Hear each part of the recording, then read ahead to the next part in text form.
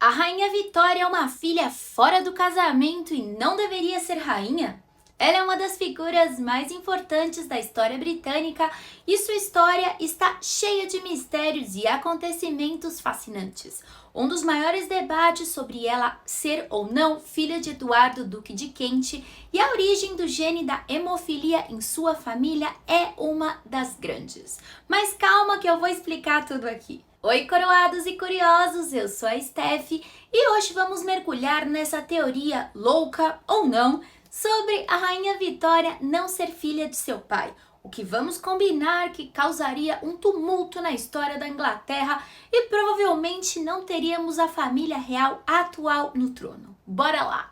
A ideia de que Vitória poderia ser filha ilegítima de seu secretário John Conroy ganhou popularidade principalmente após ser apresentada pelo escritor A. N. Wilson em seu livro Os Vitorianos de 2002. Essa teoria se baseia no fato de que não há registros prévios de hemofilia na casa dos Hanover, a casa da família da rainha Vitória, que começou após a ascensão de George I em 1714, que era herdeiro da rainha Ana, que morreu sem herdeiros. Vou te explicar rapidinho como foi essa transição da família Stuart para a família dos Hanoverianos. Você pode olhar na árvore genealógica aqui do ladinho, mas em resumo, James I da Inglaterra, o James VI da Escócia, teve 3 filhos que sobreviveram à infância. Charles I, que foi o seu sucessor, Henrique Frederico, que morreu aos 18 anos, e Elizabeth, a rainha da Boêmia. Charles I, por sua vez, teve sua descendência acabada quando a rainha Ana morreu sem deixar nenhum filho após 16 gravidezes. Elizabeth, a rainha da Boêmia, chamada de a rainha do inverno, por sua vez teve muitos filhos, mas teve uma filha chamada Sofia, que por sua vez era a mãe de George I, que se tornou o rei da Inglaterra. Aí começaram os Hanoverianos. Enfim, essa teoria sugere que o gene da hemofilia pode ter entrado na família real por uma linhagem fora do casamento. Isso é, levantando questões sobre a possível paternidade da Vitória e também o impacto da sua descendência. Um tópico que fez com que a vida na monarquia britânica e também europeia fosse de pernas para o ar. A hemofilia é uma condição genética ligada ao cromossomo X, o que significa que afeta principalmente os homens, já que eles têm apenas um cromossomo X. As mulheres, como Vitória, normalmente são portadoras, mas não manifestam a doença. Como portadora do gene da hemofilia, a Vitória não desenvolveu, mas passou o gene para seus filhos, o que teve sérias consequências. Coloquei aqui do lado, que você também pode ver, os portadores de hemofilia que foram descendentes da rainha Vitória. O segundo filho de Vitória, o Leopoldo, foi o único a manifestar a hemofilia de forma grave. Ele faleceu aos 30 anos após um acidente em que sofreu uma hemorragia fatal. Sua morte mostrou como a doença podia ser devastadora. A filha de Leopoldo, Alice, também era portadora do gene e transmitiu para suas filhas. Alice se casou com Luís IV de Hesse e suas filhas Irene e Alexandra desempenharam papéis importantes na história da monarquia europeia. Alexandra, que chamava Alix, se casou com Nicolau II, czar da Rússia, e se tornou imperatriz. Ao fazer isso, ela colocou o gene da hemofilia na família Romanov. E lá, você sabe que o impacto foi bem profundo. O filho dos czares, o Alexei, herdou a doença. A saúde delicada de Alexei trouxe grandes problemas políticos, já que ele se tornou o centro das atenções da família imperial. A relação da czarina da Rússia, Alexandra, com Rasputin, o místico russo, foi influenciada pelo desejo de encontrar uma cura para seu filho, o que, de certa forma, ajudou a desestabilizar ainda mais a monarquia russa. Esse fator foi um dos muitos que levaram à Revolução Russa de 1917 e à queda da dinastia Romanov. Por último, a história da hemofilia também não se limita à família real britânica e russa. Vitória Eugênia neta de Vitória, também foi portadora do gene. Ela se casou com o rei Afonso XIII da Espanha e seus filhos Afonso e Gonzalo herdaram a doença.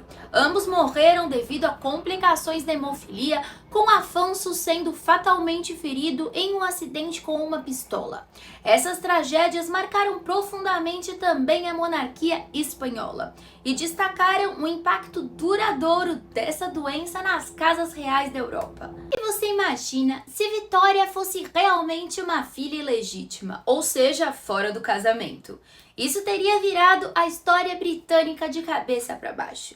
O trono provavelmente teria ido parar nas mãos do Duque de Cumberland, irmão do pai de Vitória, mudando o destino da Grã-Bretanha e da Europa. A monarquia teria enfrentado uma crise de sucessão, o que poderia ter causado um grande terremoto político no século XIX, já que ele estava cheio de reformas e revoluções.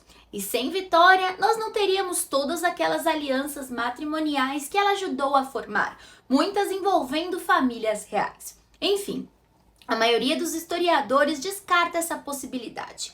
Ellen Rappaport, por exemplo, argumenta que não há provas de que a duquesa de Kent, mãe de Vitória, e John Conroy tivessem qualquer envolvimento além do que era esperado de dois membros da corte real.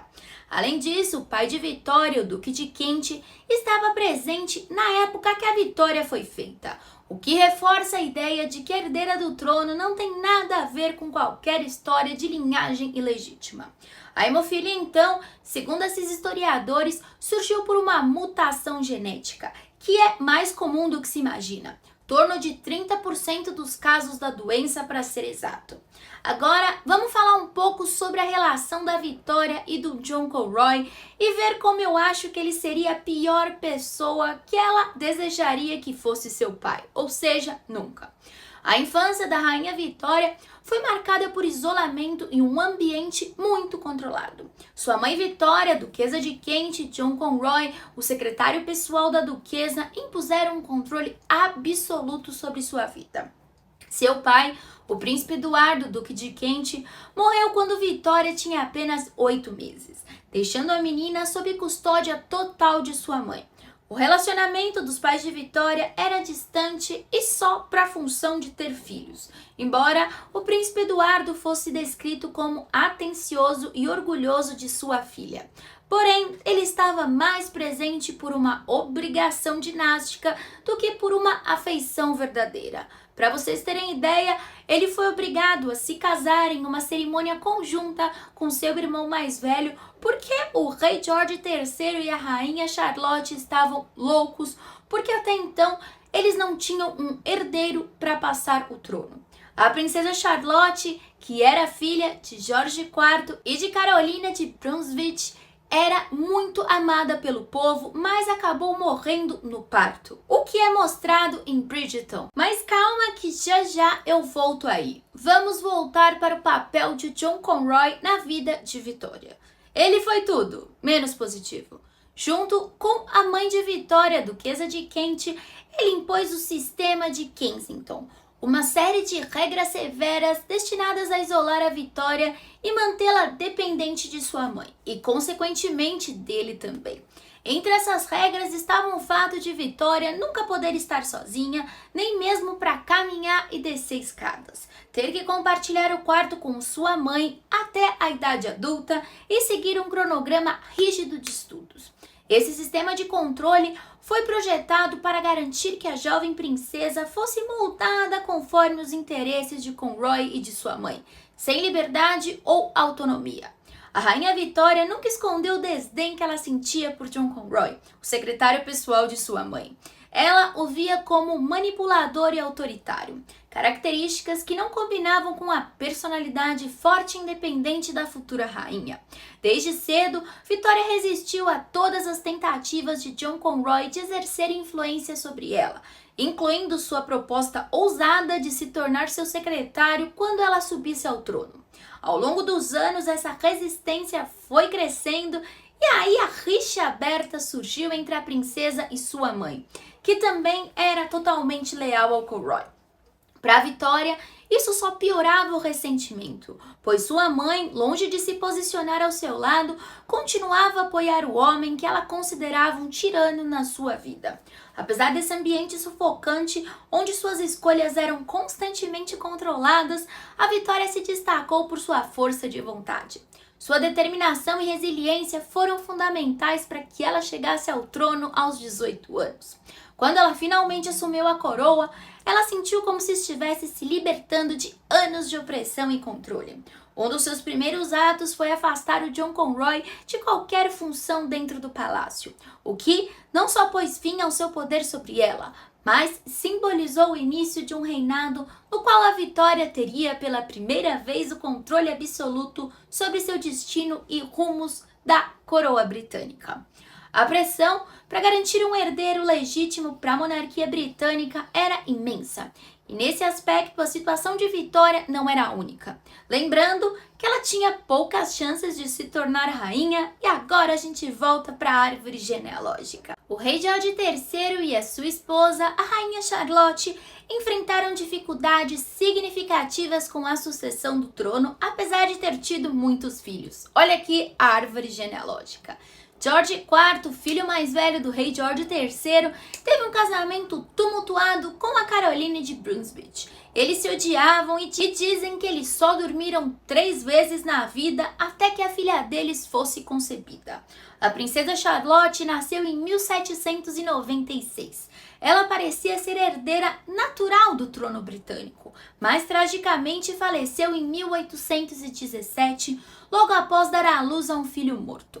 Esse evento devastador deixou um vácuo na linha de sucessão, colocando a monarquia em uma grave crise. Com a morte da Charlotte e a ausência de herdeiros sobreviventes do George IV, a esperança para a continuidade da dinastia recaiu sobre os outros filhos homens. Frederico, segundo filho, se casou com Frederica Carlota da Rússia e eles não tiveram um casamento feliz e se separaram. Não tiveram filhos. O próximo filho foi William IV, que também subiu ao trono após o irmão George IV, que se casou no mesmo ano que o pai da Vitória, em uma tentativa de ambos terem herdeiros. Ele teve uma amante e fez filhos ilegítimos antes do casamento, vários. Porém, ao se casar com Adelaide de Saxe-Meninger, ele teve 4 filhos, mas nenhum sobreviveu a 1 ano de idade. O 4º filho foi então Eduardo, Duque de Kent, pai de Vitória.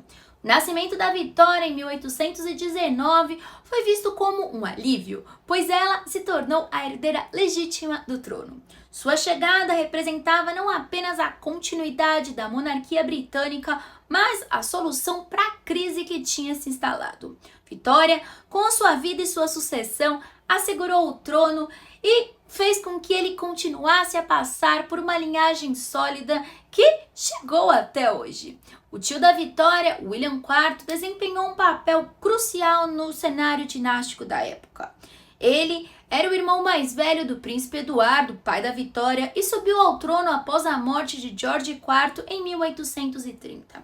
Mas ele foi marcado por muitas dificuldades pessoais, especialmente no casamento, como eu falei aqui em cima. Enfim, como eu acabei saindo do foco e falando de muitas coisas, o reinado da Vitória não foi apenas uma questão de garantir a continuidade da monarquia britânica, mas de consolidar sua posição como uma das monarcas mais importantes e duradouras da história da Grã-Bretanha. Eu vou depois falar sobre ela.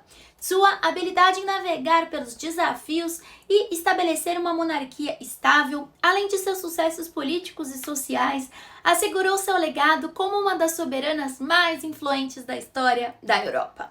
E você? Me conta o que você acha. Acha que a Vitória podia ser filha do secretário? Eu acho que não. E eu espero que você tenha gostado do vídeo. Segue aqui para mais curiosidades históricas. Temos vídeos todos os dias às 19 horas. Um beijo e até o próximo vídeo.